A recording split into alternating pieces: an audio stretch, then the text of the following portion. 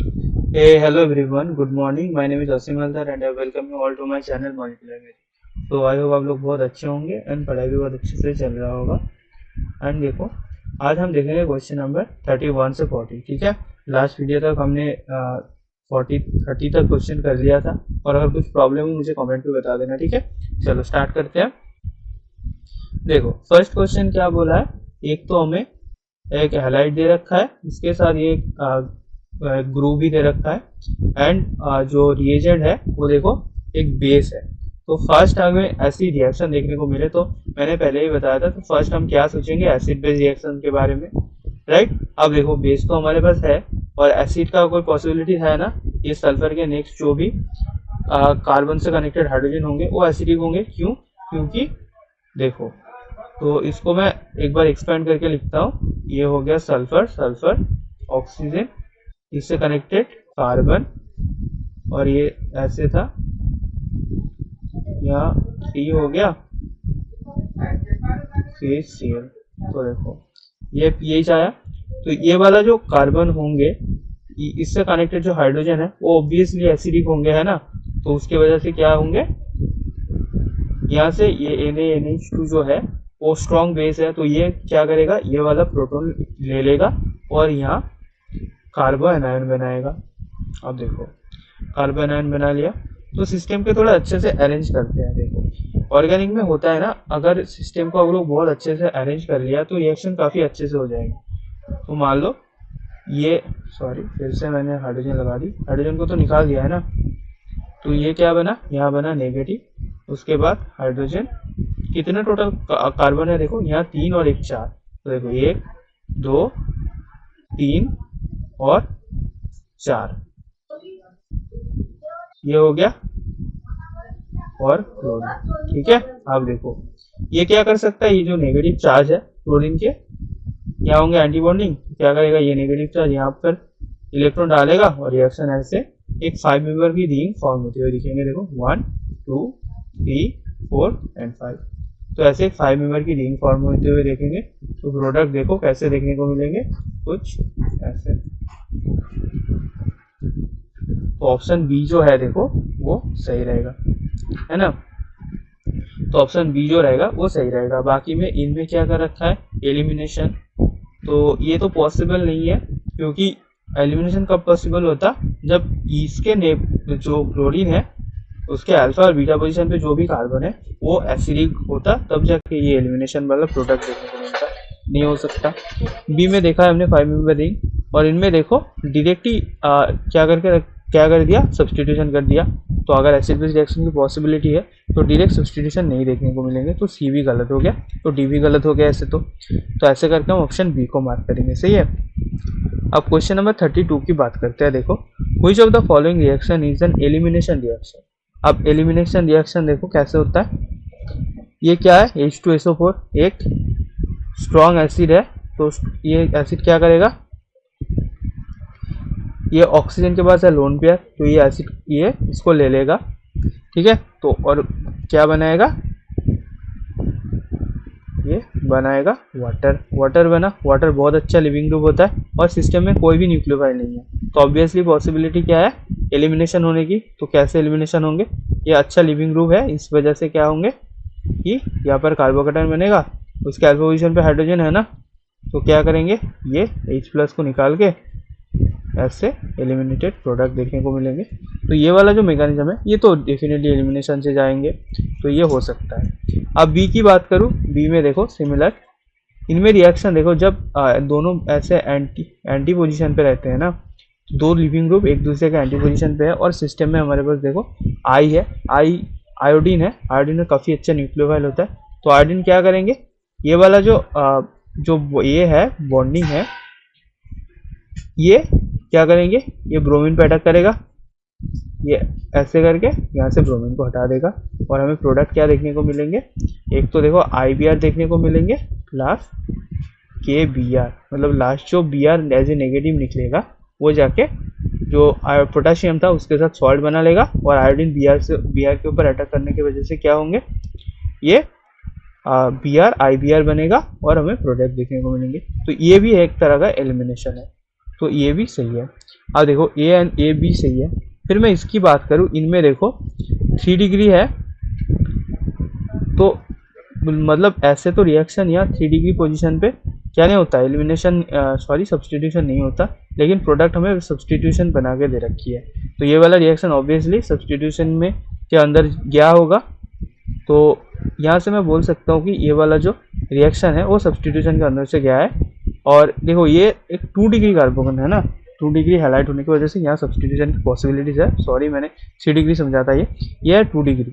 तो इस वजह से क्या है, इसमें सब्सटीट्यूशन की पॉसिबिलिटीज है। और प्रोडक्ट भी देखो सब्सटीट्यूटेड प्रोडक्ट दे रखा है। तो ये वाला जो ऑप्शन सी जो है एक सब्सटीट्यूशन रिएक्शन की एग्जाम्पल है, तो ये आंसर नहीं हो सकता। अब ए भी सही है, बी भी सही है, मतलब हम मार्क क्या करेंगे, डी। क्यों? क्योंकि इनमें क्या दे रखा है, B, A and B both are right, तो ऑप्शन डी को हम मार्क करेंगे। सही है। चलो अब क्वेश्चन नंबर 33 की बात करते हैं। देखो 33 में क्या बोला है, कंडीशन देखो दे रखा है, इटसेल्फ बोल के रखा है कि SN2 है, सॉरी SN1 है। SN1 का मतलब क्या होंगे, एक कार्बोकेटायन बनेगा। और लिविंग ग्रुप देखो क्लोरीन है, तो कार्बोकेटायन बना लेते हैं, हमें पता है कि कार्बोकेटायन कैसे बनते हैं। ये कार्बोकेटायन बना लिया हमने। अब क्या हो सकता है, इनमें क्या हो रहा है, which of the following product can be obtain from above reaction. अब इनमें देखो मेजर माइनर कुछ नहीं पूछा है, तो जितने भी पॉसिबल प्रोडक्ट होंगे ना उसको हमें यहाँ निकालना है। तो स्टार्ट करते हैं, निकाल लेते हैं। फर्स्ट तो ये इनमें डायरेक्ट अटैक हो सकता है, जो न्यूक्लियोफाइल दिया है उसका डायरेक्ट अटैक हो सकता है। तो मतलब हमें प्रोडक्ट कैसे देखने को मिलेंगे, कुछ सॉरी ये होंगे कार्बन और उसके बाद OMe। तो ये प्रोडक्ट हमें ऑप्शन ए देखने को मिलेंगे। अब देखो इसको रेजोनेंस करवाते हैं, क्या होंगे, ये वाला डबल बॉन्ड यहाँ आ सकता है। तो रेजोनेंस रिंग स्ट्रक्चर कैसे बनेंगे, ये डबल बॉन्ड होगा, यहाँ होंगे पॉजिटिव ऑक्सीजन था ऐसे। तो फिर से क्या कर सकता है, यहाँ OMe अटैक कर सकता है ना। तो हमें प्रोडक्ट कैसे देखने को मिलेंगे, देखो मैं यहाँ से इसको लिखता हूँ यहाँ। तो यहाँ हमने OMe अटैक कर दिया, ये ऐसे था। अब देखो इसके पास है हाइड्रोजन, तो क्या होंगे, ऑब्वियसली एरोमेटाइज होंगे। तो क्या होंगे, यहाँ एरोमेटाइजेशन की पॉसिबिलिटी है, तो ये क्या करेगा, ये यहाँ से हाइड्रोजन वापस आ जाएगा, हाइड्रोजन ये वापस आ जाएगा, और यहाँ से ये डबल बॉन्ड जाए वो हाइड्रोजन को पकड़ लेगा, तो हमें एरोमेटाइजेशन वापस से हो जाएगा। और प्रोडक्ट देखो तो ऐसे देखने को मिल जाएंगे, यह है OMe। तो ये वाला ऑप्शन सी है। तो एक से ज़्यादा अगर सही है तो हम ऑल ऑफ दिस यहाँ से मार्क कर सकते हैं। अब ये वाला प्रोडक्ट कैसे बना, देखो इसको फर्दर रेजोनेंस करवाओ तो हमें ये वाला प्रोडक्ट भी देखने को मिल जाएगा। देखो यहाँ से इसको यहाँ से करवा दिया तो ये पॉजिटिव आया, तो यहाँ से रिएक्शन अगर कर दिया, OMe अटैक कर दिया, तो हमें कैसे प्रोडक्ट देखने को मिलेंगे, देखो OMe, ये हो गया डबल बॉन्ड, और फिर से यहाँ का एरोमेटाइजेशन कर लो तो ये वाला प्रोडक्ट भी हमें देखने को मिल जाएंगे। ऐसे करके ऑल ऑफ दिस होंगे सही आंसर। ठीक है, तो इसको थोड़ा ध्यान रखना कि अगर एक से ज़्यादा आंसर करेक्ट हो तो ध्यान से ऑल ऑफ दिस मार्क करना। एक कोई एक मतलब एक ऑप्शन सही लगे और उसको मार्क मत कर देना, ऐसे गलत हो जाएगा। और काफ़ी बार होता है कि फर्स्ट ऑप्शन मिल रहा है देखने को तो हम उसको मार्क करके चले जाते हैं, तो इसको ध्यान रखना है, ऐसे गलती मत कर देना। ठीक है, अब चलो क्वेश्चन नंबर 34 की बात करते हैं। What is the principal product of following reaction. आप देखो इनमें क्या है, Na N3। तो ये N3 का स्ट्रक्चर होता है ना, ऐसे लीनियर टाइप का स्ट्रक्चर होता है, ये ऐसे होता है। तो ये ऐसे होने के वजह से क्या हो गया, ये ना लीनियर लीनियर न्यूक्लियोफाइल है, और इसका साइज जो है बहुत छोटा है। तो ये बहुत अच्छा सा एक न्यूक्लियोफाइल की तरह काम कर सकता है। तो ये क्या करेगा, SN2 रिएक्शन दिखाएगा। सही है। आप देखो यहाँ दो लिविंग ग्रुप होने की पॉसिबिलिटी है, एक तो Br निकल सकता है, एक तो क्लोरीन निकल सकता है। हमें पता है कि Br नेगेटिव जो होता है वो स्टेबल होता है, तो मतलब हम लिविंग ग्रुप की अगर बात करें तो Br जो होंगे वो अच्छा लिविंग ग्रुप होंगे, मतलब रिएक्शन इस वाले कार्बन पे हमें देखने को मिलेंगे। अब SN2 का क्या मतलब हो गया, SN2 मतलब क्या होता है, इन्वर्शन होता है ना। तो प्रोडक्ट हमें क्या देखने को मिलेंगे, Br यहाँ था, मतलब न्यूक्लियोफाइल यहाँ से आएंगे, तो प्रोडक्ट हमें कैसे देखने को मिलेंगे, देखो ये बाकी सेंटर जैसे था उसको ऐसे ही रहने दो, chlorine hydrogen CH3 hydrogen hydrogen, जहाँ Br था वहाँ हाइड्रोजन लगा दो और N3 को उसके पीछे लगा दो, तो ये होगा हमारा प्रोडक्ट, इन्वर्टेड प्रोडक्ट। आप देखो ऑप्शन देख लो, ये वाला सिस्टम सेम है, मतलब यहाँ N3 आया तो मतलब इनमें क्या हुआ, रिटेंशन हुआ, तो प्रोडक्ट ये वाला नहीं होंगे। फिर इसकी बात करूँ, ये तो यहाँ का सेंटर ही देखो वो कर दिया, चेंज कर दिया, तो ये तो बिल्कुल नहीं होंगे। फिर मैं इसकी बात करूँ, इनमें देखो बाकी यहाँ तक सही है और इनमें इन्वर्शन करके दिया है, तो मतलब ये वाला ऑप्शन जो सी है होंगे वो सही होंगे। अब डी में भी देखो कुछ ऐसे ही करके रखा है, ये वाला सिस्टम सेंटर को ही चेंज कर दिया। ठीक है, चलो अब नेक्स्ट क्वेश्चन पे चलते हैं। इनमें क्या बोला है देखो, what would be the effect of increasing solvent polarity on the rate of each of the following reaction. आप देखो सॉल्वेंट पोलैरिटी इंक्रीज कर रहा है, मतलब सॉल्वेंट पोलैरिटी इंक्रीज करने का मतलब क्या है, डाइलेक्ट्रिक कांस्टेंट बढ़ा रहा होगा। तो मतलब डाइलेक्ट्रिक कांस्टेंट अगर बढ़ रहा होगा तो उनमें क्या होंगे, जो चार्ज स्पीसीज होंगे वो स्टेबल होंगे, और जितना पोलैरिटी बढ़ेगा तो चार्ज स्पीसीज की स्टेबिलिटी उतनी ज़्यादा होगी। आप देखो इनमें क्या बोला है, Ni जो है ये वाला जो स्पीसीज है ये न्यूट्रल स्पीसीज है। आप देखो ऑप्शन क्वेश्चन ए की बात करते हैं, इनमें देखो कोई भी चार्ज स्पीसीज नहीं है, लेकिन जो ट्रांजिशन स्टेट बन रहा है वो चार्ज बन रहा है ना। अब सॉल्वेंट इंक्रीज कराने से जो ट्रांजिशन स्पीसीज जो कि चार्ज है तो क्या होंगे, इसकी स्टेबिलिटी बढ़ेगा, और हमें पता है कि ट्रांजिशन स्टेट की अगर स्टेबिलिटी बढ़ा तो रिएक्शन के रेट भी बढ़ेगा ना। ट्रांजिशन स्टेट की stability directly proportional to rate, ये हमें पता है। तो क्या करेंगे, ऑप्शन ए को मार्क करेंगे, मतलब ट्रांजिशन स्टेट की स्टेबिलिटी बढ़ रहा है तो इसीलिए रेट भी इंक्रीज कर रहा होगा, तो ऑप्शन ए को मार्क करेंगे।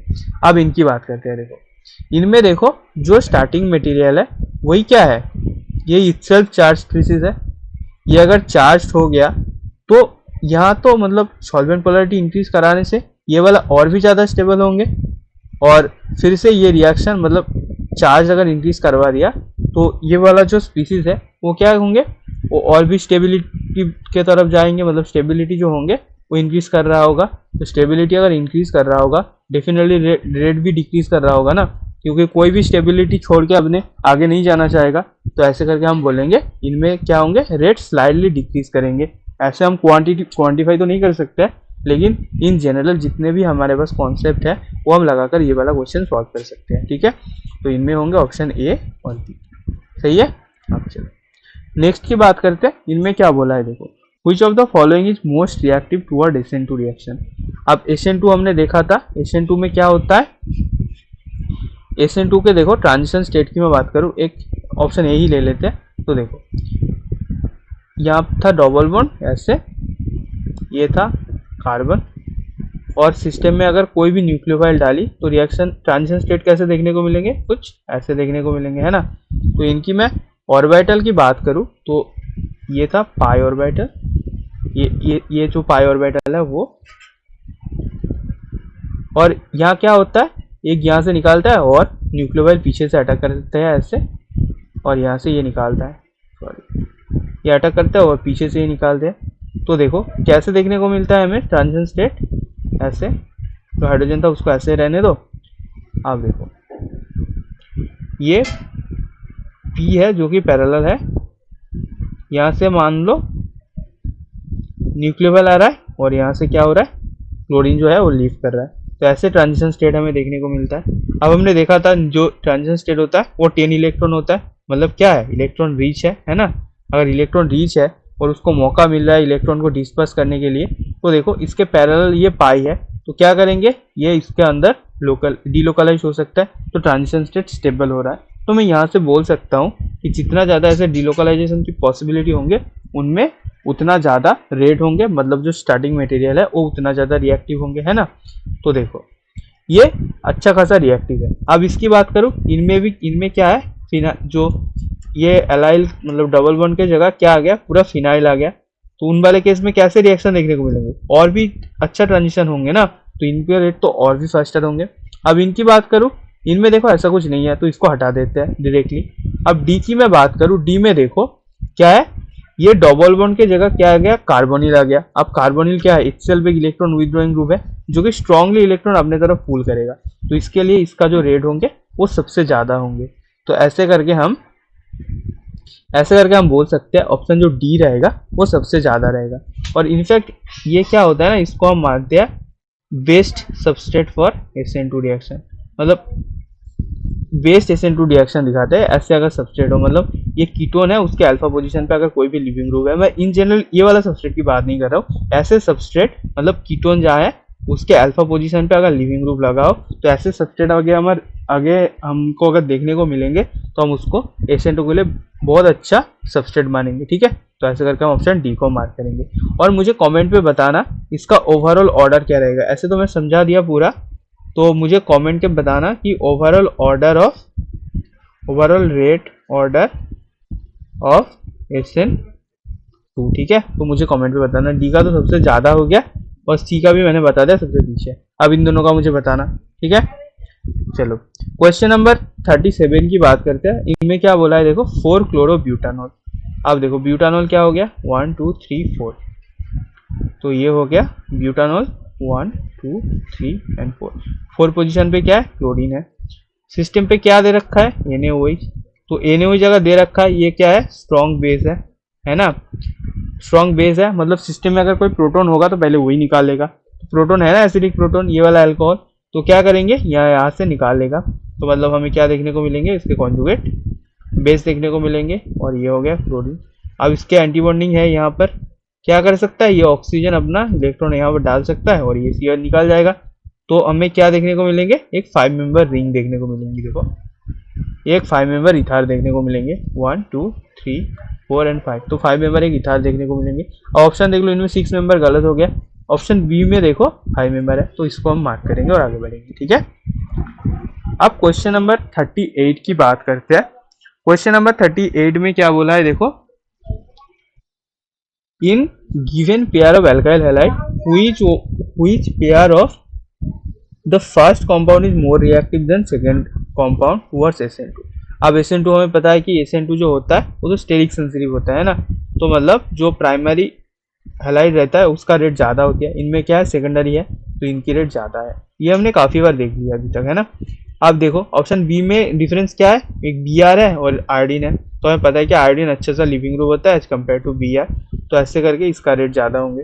फिर मैं इसकी बात करूँ, देखो ये वाला सेंटर क्या है, ये है फिनाइल ब्रोमाइड है, तो ये क्या है, sp2 सेंटर है ना। और sp2 सेंटर में हमने देखा था कि सब्सटीट्यूशन का रेट बहुत स्लो होती है, और ये है sp3 सेंटर, मतलब इसकी रेट ज़्यादा होंगे। अब ऑप्शन डी की बात करते हैं। डी में देखो ये भी सिमिलर है, इनमें है sp3 और इनमें है sp2, तो ऑब्वियसली इसकी रेट ज़्यादा होंगी। और क्वेश्चन में हमें क्या पूछा है, first compound is more reactive, तो ऑप्शन डी को मार्क करेंगे। सही है, और इसका एक्सप्लेनेशन हमने अभी देखा था, इसका रेट क्यों ज़्यादा होता है, अभी प्रीवियस क्वेश्चन में देखा था, है ना।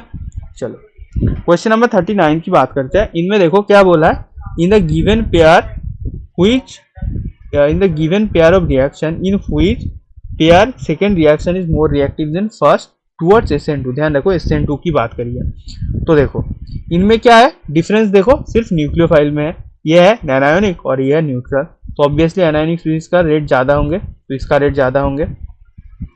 अब बी की बात करते हैं। बी में देखो इनमें भी डिफरेंस क्या है, सिर्फ ऑक्सीजन में डिफरेंस है, और सॉरी सिर्फ न्यूक्लियोफाइल में डिफरेंस है। इनमें ऑक्सीजन, इनमें सल्फर। अब हमने देखा है कि सल्फर जो होता है वो अच्छा न्यूक्लियोफाइल होता है एज कम्पेयर टू ऑक्सीजन, तो रीजन भी हमें पता है, तो इसका रेट ज़्यादा होंगे, तो ऑप्शन बी जो रहेगा वो सही रहेगा। अब सी की बात करते हैं। देखो सी में क्या है, सिस्टम क्या बोला है, SN2 बोला है, और SN2 के लिए हमें पता है कि रेट जो होता है वो क्या होता है, rate constant into substrate plus nucleophile की कंसेंट्रेशन। आप देखो इनमें क्या बोला है, फर्स्ट में क्या है, इनका है 1 मोल, तो मैं डायरेक्ट लगा लेता हूँ यहाँ 1 मोलर इंटू 2 मोलर। और इनकी मैं बात करूँ, ये है फर्स्ट रिएक्शन के लिए। अब सेकेंड रिएक्शन की मैं बात करूँ, सेकेंड रिएक्शन के लिए रेट कैसा है, रेट कांस्टेंट तो सेम ही है क्योंकि सबस्ट्रेट सेम है, बस कॉन्सेंट्रेशन में डिफरेंट है। इनमें क्या आ रहा है 2 और इनमें क्या आ रहा है 1, तो देखो दोनों में रेट इक्वल है, तो इनमें दोनों का इक्वल ही है, तो ये तो ऑप्शन नहीं हो सकता। फिर मैं इसकी बात करूँ, देखो इनमें भी डिफरेंस क्या है न्यूक्लियोफाइल में। आप देखो न्यूक्लियोफाइल इनमें है फॉस्फोरस और एक है नाइट्रोजन, तो हमें पता है कि जो फॉस्फोरस होता है वो अच्छा न्यूक्लियोफाइल होता है, इस वजह से इसका रेट ज़्यादा होंगे, तो ऐसे करके हम ऑप्शन डी को भी हटा देंगे। तो हमारे पास आंसर क्या है, ऑप्शन बी जो रहेगा वो सही रहेगा, ऑप्शन बी को मार्क करेंगे और आगे बढ़ेंगे, है ना।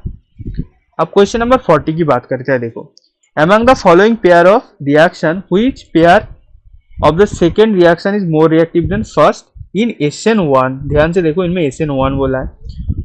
देखो SN1 में हमें पता है क्या होता है इनमें डिफरेंस देखो क्या है, SN1 की रेट जो होता है वो डायरेक्टली प्रोपोर्शनल टू क्या होता है, कार्बोकैटायन की स्टेबिलिटी है ना, कार्बोकैटायन स्टेबिलिटी, राइट।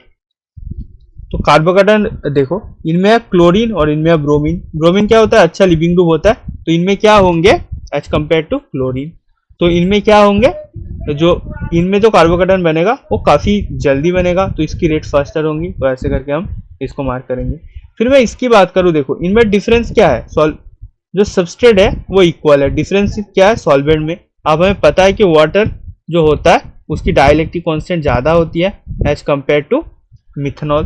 तो क्या करेंगे, जो कार्बोकैटायन बनेगा वो अच्छे से सॉल्वेटेड हो पाएगा वाटर में, तो वाटर में इसकी रेट ज्यादा होंगी। फिर मैं इसकी बात करूं, इनमें देखो इनमें डिफरेंस क्या है,